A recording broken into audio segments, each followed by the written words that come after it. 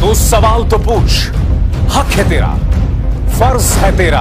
किसी की खैरात, किसी का एहसान नहीं तुझ पर, मगर शर्त है अंदाज़े बयां हो बेखौफ, अंदाज़े बयां हो स्पष्ट, अंदाज़े बयां हो बेबाक। हां, उस लफ्ज को याद रखो, अंदाज़े बयां हो बेबाक। बेबाक। नमस्कार, आप देख रहे हैं बेबाक। मैं अभिसार शर्मा। आज सुबह एक गोदी मीडिया न्यूज चैनल पर ट्विटर पर मेरी निगाह गई और वो लोग ये ब्रेकिंग न्यूज चला रहे थे जो इस वक्त आपके स्क्रीन पर है। टाइम्स नाउ नव भारत को आया धमकी भरा कॉल, प्रधानमंत्री मोदी की सुरक्षा सेंध की कवरेज रोकने की मिली धमकी।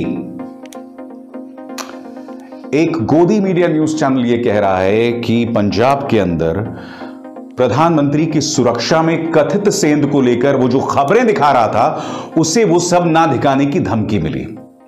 मैं आपका ध्यान एक और चीज की तरफ खींचना चाहूंगा। कल ही ये न्यूज चैनल चला रहा था कि किस तरह से पंजाब में खालिस्तान फिर से जिंदा हो रहा है, खालिस्तान से जुड़ा आंदोलन जो है वो फिर से जिंदा हो रहा है। दिलचस्प बात यह थी कि इस कार्यक्रम में अंत में इनके एक विशेषज्ञ हैं, उन्होंने आकर पूरे कार्यक्रम की हवा निकाल दी।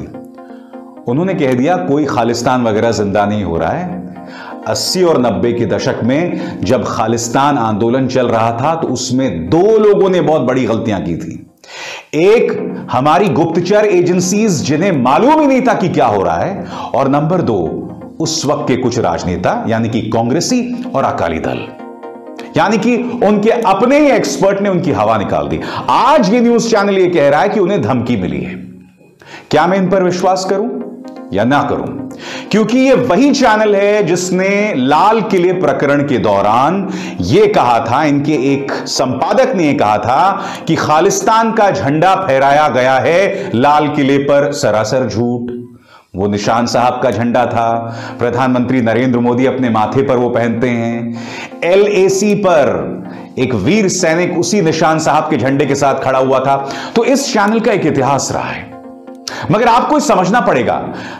आज मैं जो कार्यक्रम आपके सामने लेकर आया हूं ना, मुद्दा टाइम्स नाउ नहीं है।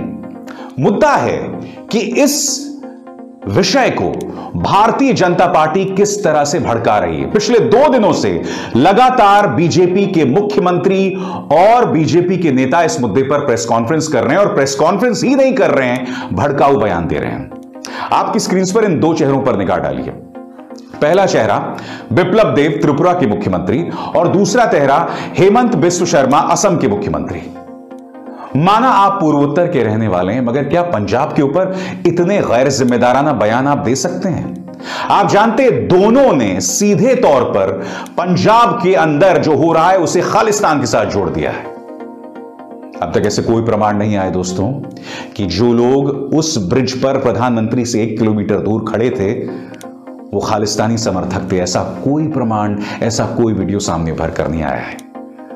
मगर बीजेपी के अपने 2 मुख्यमंत्री पंजाब की जनता को खालिस्तान के साथ जोड़ रहे हैं। बात यानी हेमंत बिस्व शर्मा कहते हैं कि साहब, प्रधानमंत्री की हत्या के साजिश में पंजाब के मुख्यमंत्री शामिल थे। सुनिए उन्होंने क्या कहा, फिर मैं उसके आगे चर्चा करता हूं। इससे आज पूरा यह क्लियर हो गया कि प्रधानमंत्री जी का हत्या का एक बहुत ही घृणनीय षड्यंत्र कांग्रेस हाईकमान और पंजाब का मुख्यमंत्री मिलकर किया था।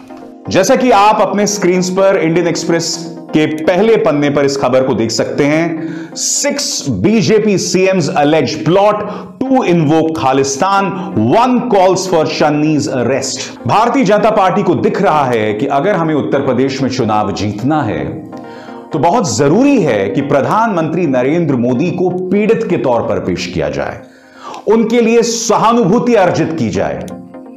और इसके लिए बहुत जरूरी हो जाता है बीजेपी के लिए कि कांग्रेस को बदनाम किया जाए, एक राज्य को बदनाम किया जाए जहां उन्हें कोई वोट नहीं मिलने वाले हैं। क्योंकि बीजेपी खुद जानती है कि किसान आंदोलन के दौरान जो उनके नेताओं के तेवर थे, खुद प्रधानमंत्री नरेंद्र मोदी के तेवर थे, पंजाब की जनता उनसे खासी नाराज है। भाजपा को यहां पर कोई उम्मीद नहीं दिख रही है। इसलिए पंजाब का इस्तेमाल किया जा रहा है उत्तर प्रदेश में चुनावी दस्तक देने के लिए। और पिछले 2 दिनों से लगातार इन चेहरों पर गौर कीजिए। स्मृति ईरानी, संबित पात्रा रोज इस मुद्दे पर एक प्रेस कॉन्फ्रेंस कर रहे हैं। मैं बीजेपी के नेताओं से समझना चाहता हूं कि क्या आप 80 और 90 के दशक को भूल गए हैं? बहुत सीधी सी सरल सी बात है, कॉमन सेंस है कि इस वक्त सत्तारूढ़ बीजेपी अपने प्रचार तंत्र के जरिए पंजाब को जो बदनाम कर रही है, इस पर 2 लोगों की निगाह है। पाकिस्तान के अंदर उनकी गुप्तचर एजेंसी ISI इस पर निगाह रखे हुए है। दूसरी तरफ 7 समंदर पार ब्रिटेन और कनाडा में कुछ लोग जो खालिस्तान के सपने पाले हुए हैं, उनकी इस पर निगाह है। ये तमाम न्यूज चैनल्स जो कह रहे हैं ना कि पाकिस्तान और ये खालिस्तान एलिमेंट्स मिलकर कोई साजिश रच रहे हैं, अगर ये रचा भी जा रहा है तो इसकी जिम्मेदारी सिर्फ उन भड़काऊ बयान देने वाले नेताओं पर है, मुख्यमंत्रियों पर है, उन न्यूज चैनल्स पर है। दोस्तों, ऐसा नहीं है कि सिर्फ प्रधानमंत्री नरेंद्र मोदी की सुरक्षा को लेकर जो बात सामने उभर कर आई, उसी के बाद इनका गैर जिम्मेदाराना रवैया सामने उभर कर आया है। प्रॉब्लम यह है कि भाजपा का जो प्रचार तंत्र है वो कई शिगुफे छोड़ देता है। मसलन जब किसान सिंघू बॉर्डर पहुंचने वाले थे तो सबको खालिस्तानी बता दिया। फिर 1 साल बाद उन्हीं सो कॉल्ड खालिस्तानियों के सामने प्रधानमंत्री नरेंद्र मोदी देश के सामने आते हैं कि मुझसे कोई गलती हो गई, मुझसे कोई भूल हो गई, और उन्होंने 3 किसान कानून वापस ले लिए। इन न्यूज चैनल्स में किसी ने सवाल नहीं पूछा कि अगर आप इन्हें खालिस्तानी बता रहे हो, अगर आप ये कह रहे हो कि खालिस्तान ने जड़ जमा ली इन किसानों में, तो आपने उनके सामने घुटने टेक दिए।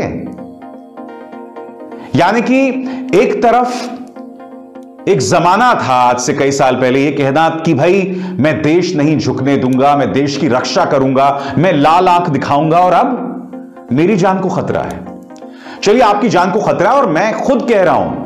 आप देख सकते हैं सुप्रीम कोर्ट ने इस मुद्दे की जांच के आदेश दे दिए हैं। इंदु अरोड़ा जो हैं इसकी जांच करने वाली हैं। अच्छी बात है, दूध का दूध पानी का पानी होना चाहिए। न सिर्फ पंजाब पुलिस की कमियों की जांच होनी चाहिए, बल्कि उस ब्लू बुक में 2 और एजेंसियां होती हैं, इंटेलिजेंस ब्यूरो SPG, उनकी कमियों पर भी गौर किया जाए, जांच की जाए, मामले को वहीं आराम दे दीजिए। मगर बीजेपी रोज इसे भड़का रही है। क्यों, मैं समझना चाहता हूं।